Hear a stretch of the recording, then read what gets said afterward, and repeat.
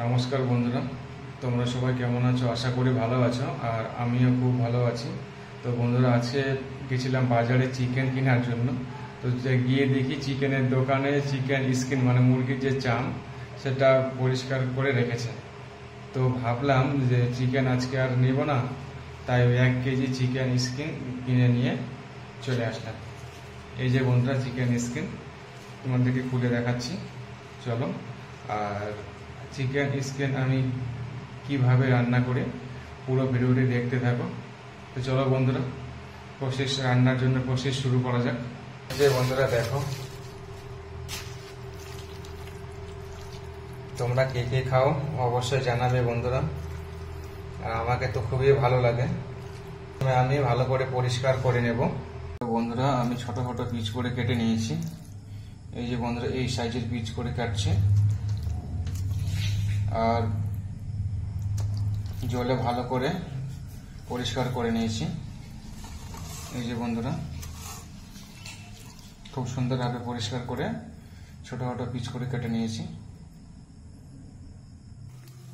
কড়াই গরম হয়ে গেছে, কড়াই দিয়ে দিচ্ছি সরষের তেল।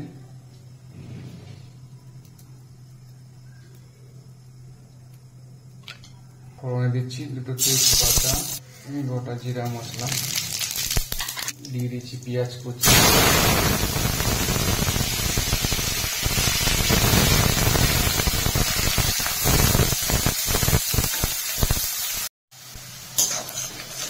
পেঁয়াজ ভাজা ভাজা হয়ে গেছে। এবার দিয়ে দিচ্ছি পরিষ্কার করে রাখা মুরগির চাম।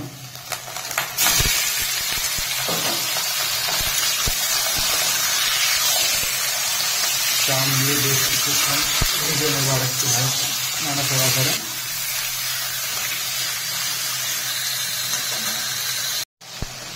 বন্ধুরা, তেল আমি খুবই সামান্য পরিমাণে দিয়েছিলাম, আর দেখেন বন্ধুরা কি পরিমাণে তেল বের হয়েছে। এই যে বন্ধুরা, প্রচুর তেল বের হয়েছে। তো বাকি তেলটা আমি, বেশিরভাগ যে তেলটা সেটা আমি তুলে ফেলে দেব।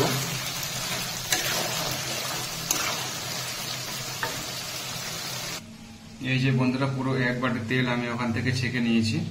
এই তেলটা আমি ফেলে দেব। বন্ধুরা, এরপরে দিয়ে দিচ্ছি পরিমাণ মতো লবণ, হলুদ গুঁড়ো,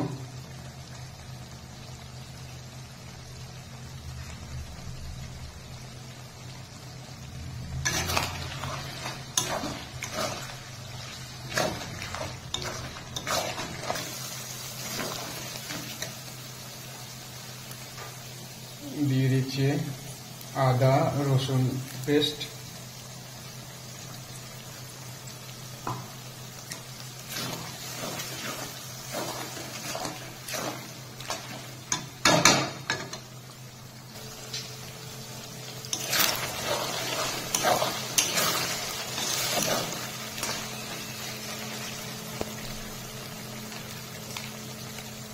দিয়ে দিচ্ছি কাশ্মীরি লঙ্কার গুঁড়ো,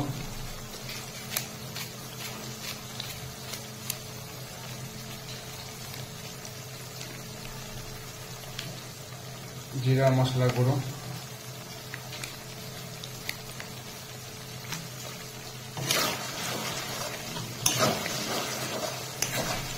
বন্ধুরা সমস্ত মশলা দিয়ে আমি ভালোভাবে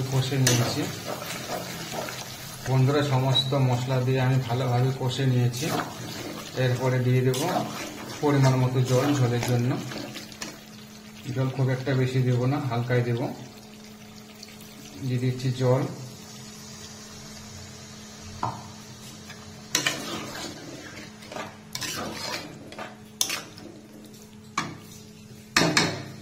বন্ধুরা, ঝোল ভালোভাবে ফুটে গেছে। এরপরে দিয়ে দিচ্ছি গরম মশলা গুঁড়ো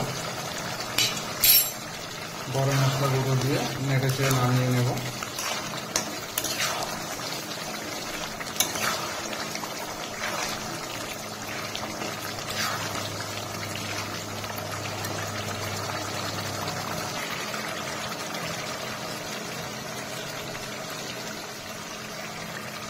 তো বন্ধুরা, চিকেন স্কিন কারি রেসিপি রান্না আমার কমপ্লিট হয়ে গেছে। আর আমার এই রেসিপিটি তোমাদের কেমন লেগেছে অবশ্যই জানাবে। বন্ধুরা দেখো কত সুন্দর কালার হয়েছে। আর দেখতেও কত সুন্দর লাগছে বন্ধুরা। এই যে বন্ধুরা,